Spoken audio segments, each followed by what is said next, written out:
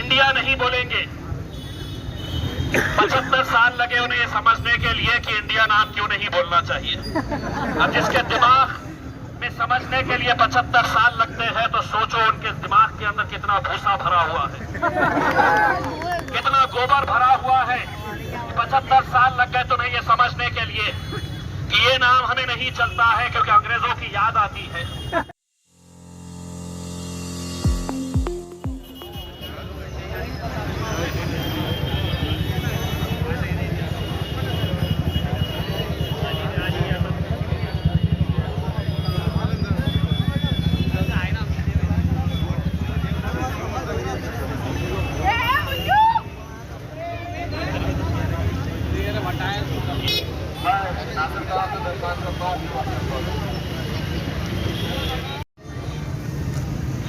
मुझे नहीं मालूम था कि ये मराठवाड़ा के विकास के लिए ये मीटिंग बुलाई गई थी, लेकिन आखिर में समझ में आया तब तुम्हारी घटिया राजनीति करने के लिए यहाँ पर आए थे।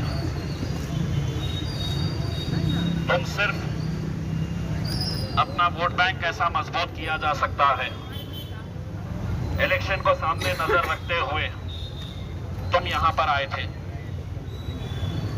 अगर तुम पहले बोलकर आते हमें कि हम ये करने के लिए आ रहे तो औरंगाबाद की आवाम तुम्हारा बहुत अच्छे तरीके से इस्तकबाल करती थी।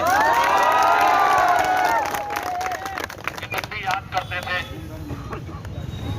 कि 2023 में एक कैबिनेट मीटिंग हुई थी और उसके अंदर हमारा हशर क्या हुआ था।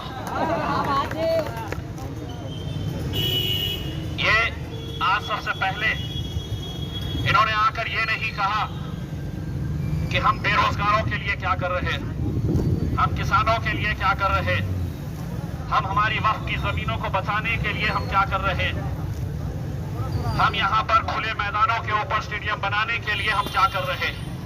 इन्होंने आए और सबसे पहला काम अगर जो किया, जो उनकी घटिया राजनीति का हिस्सा था, जो पिछले कई सालों से जिसके नाम के ऊपर वो अपनी सियासी दुकानें चलाते हुए आ रहे थे, वही काम को उन्होंने आगे बढ़ाया। यहाँ पर आते ही अदालत के अंदर मामला चल रहा है, हाई कोर्ट के अंदर ये मामला चल रहा है। मुझे मालूम है कि हिंदुस्तान के अंदर बहुत सारे शहरों के नाम बदले गए। अब हिंदुस्तान के अंदर सिर्फ शहरों के नाम ही नहीं बदले गए बल्कि हिंदुस्तान का नाम भी बदल दिया गया है। उन्होंने कहा है कि अब हम इंडिया नहीं बोलेंगे।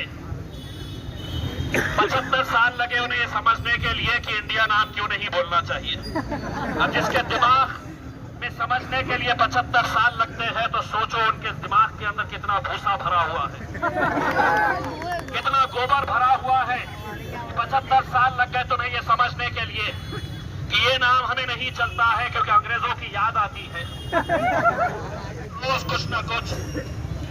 अभी सोमवार से 5 दिन का अधिवेशन बुलाया है। इससे पहले रात में 8 बजे आए थे टीवी के सामने और बोले थे ये नोटा पूरे गायब होने वाले हैं। अब दुआ करो सब जने कि मंडे के दिन वो खुद में गायब हो जाए, वो आए और ये बोले कि अब मैं गायब होने वाला हूँ। दुआ करो कि वो गायब हो जाए। ये जो बनौती लगी हुई है मोदी के लिए लगी है। वो और उनके प्यादे जो यहाँ पर आए हुए हैं, उनके प्यादे जो यहाँ पर आए हुए हैं, मैं सबको बोल रहा हूँ मेरी जिम्मेदारी नहीं है भाई, मेरी जिम्मेदारी नहीं है। मुख्यमंत्री, उप मुख्यमंत्री, मंत्री जितने हैं या तो आज निकल जाओ यहाँ से या नहीं तो हमारा नान खलिया साथ में लेकर जाओ।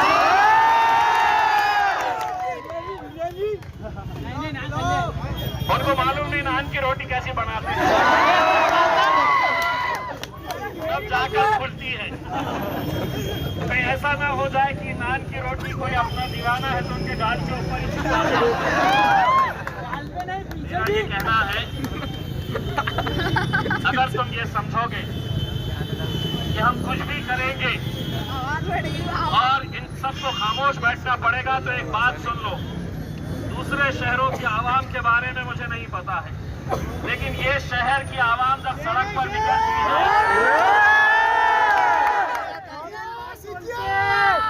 ये शहर की आवाम जब भी सड़कों के ऊपर निकली है तो क्या होता है, तो ये होता है,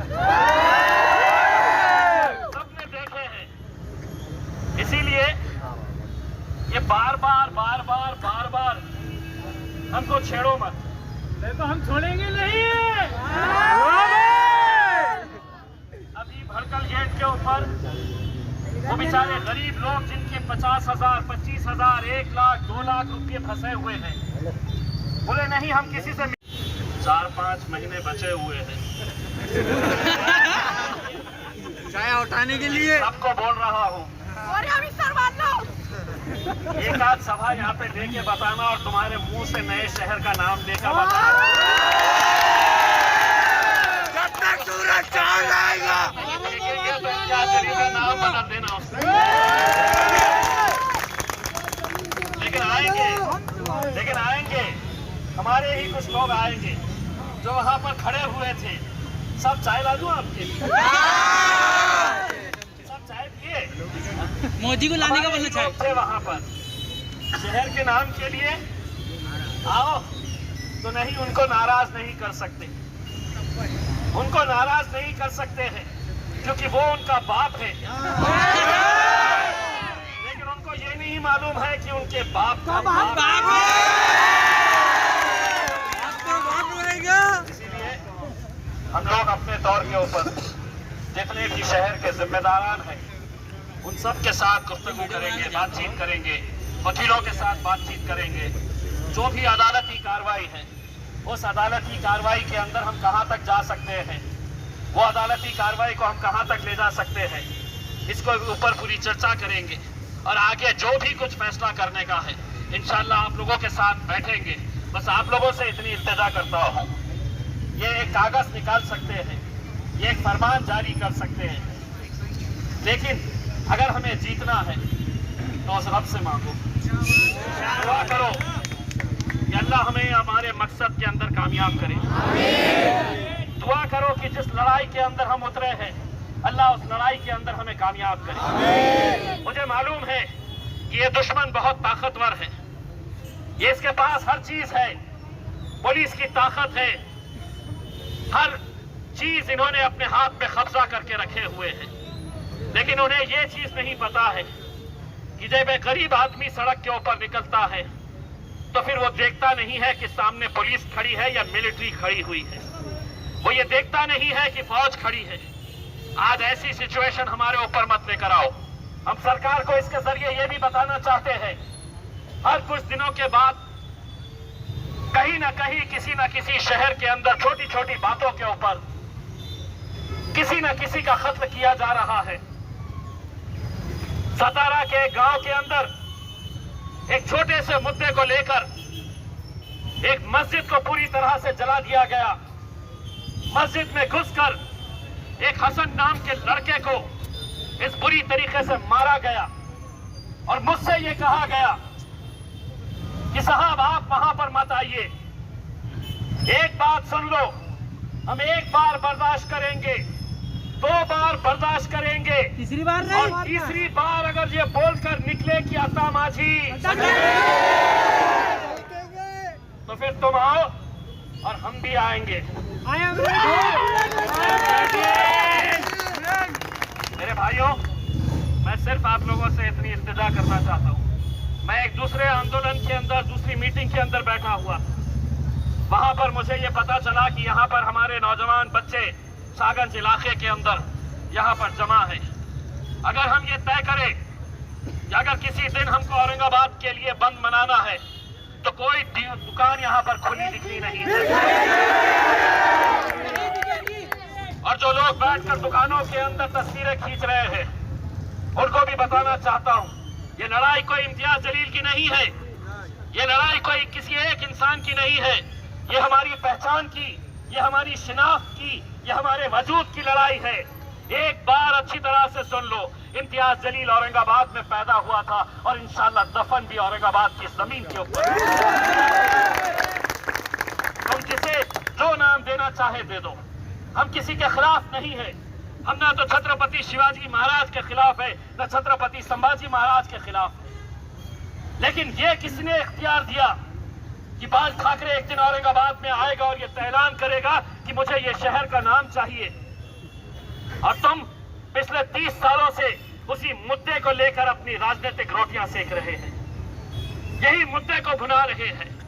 मैं आप लोगों से अदबन ये गुजारिश करना चाहूंगा, मुझे मालूम है कि जितना गुस्सा मुझे है उतना ही गुस्सा आज आप लोगों के बीच में है। आप लोगों के चेहरे को मैं पढ़ सकता हूं कि आप लोगों के अंदर कितना गुस्सा है इस बात को लेकर। लेकिन अगर वो ये समझ रहे हैं कि सिर्फ इतने हैं, इतने भी काफी है। अगर वो समझ रहे हैं इतने ही है, तो एक बार समझ लो, अल्हम्दुलिल्लाह। अगर ऐलान करके निकलेंगे सड़कों के ऊपर तो तुम गिन नहीं पाएंगे कि कितने हैं करके। सर कहाँ है और पैर कहाँ है। तो पैसों से खरीद के ले लाते हैं। ये पैसे से हमारे पास आते नहीं। ये वाहिद एक ऐसी कौम है जज्बे के लिए आ जाओ तो आ जाओ। इसीलिए इन्होंने हमको पहचाना नहीं। जिस दिन पहचानेंगे उस दिन आएंगे भी नहीं यहाँ पे। समझ में आ जाएगा कि हमें क्या करने का है। मैं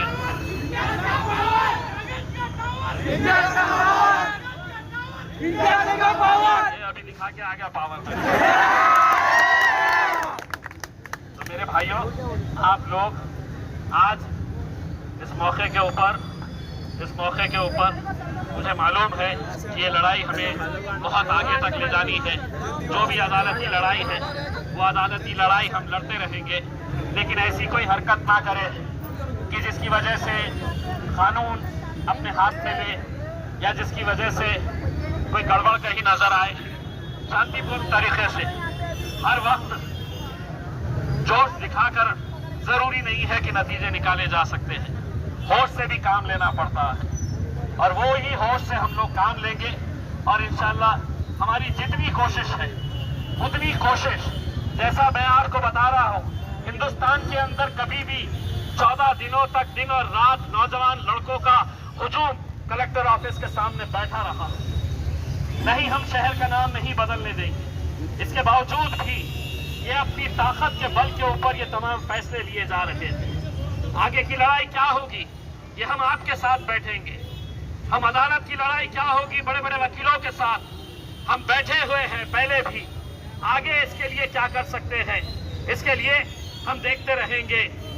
और वो तमाम राजनीतिक पार्टियां जिन्होंने इस मुद्दे को लेकर अपने अपने सियासी पार्टियों से सवाल करना बहुत जरूरी है। मैं ये नहीं कहता हूं कि हर कोई हमारे साथ है, लेकिन जब हमने आदर्श का मोर्चा निकालने का फैसला किया तो एक कांग्रेस के लीडर ने मुझसे कहा कि इम्तियाज भाई रिजर्वेशन के लिए भी एक निकालेंगे ना। अच्छा हमीश मिले हमारे घर के बोल रहा हूँ। सत्ता में जब रहते हैं तो काय के मुसलमान काय का रिजर्वेशन। कोई बात करने के लिए सत्ता में रहते हैं तो कोई पूछने वाला नहीं।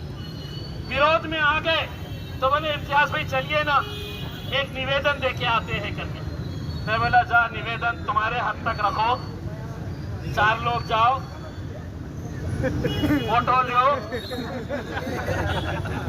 YouTube वालों को बुलाओ, एक स्टेटमेंट दो और अपना आंदोलन छोड़ दो। खत्म। हम सड़क की लड़ाई लड़ने वालों में से हैं। हम जिसको जो भाषा समझ में आती है उस भाषा के अंदर बात करने वालों में से